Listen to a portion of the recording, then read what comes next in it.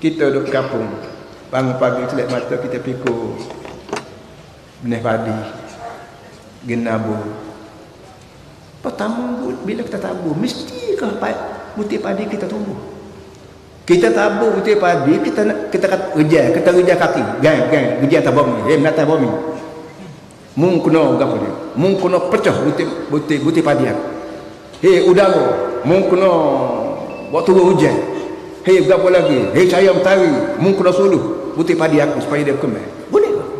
Mana ada satu orang boleh paksa bumi tumbuhkan butir durian dia, tumbuhkan butir padi dia, walaupun kita rejang, walaupun kita katak, walaupun kita berapa pun, kalau apa nama ni, kalau Allah Ta'ala tidak akan pecah butir mata benih durian kita, benih berapa, tak ada buat apa.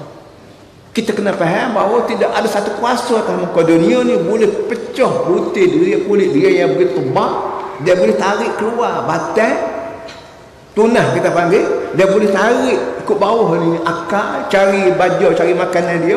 Dia boleh. Tak ada kuasa tanpa dia daripada Allah SWT. Sebab itulah kita sebut Bismillahirrahmanirrahim, dengan nama Allah, dengan kuasa, dengan pertolongan.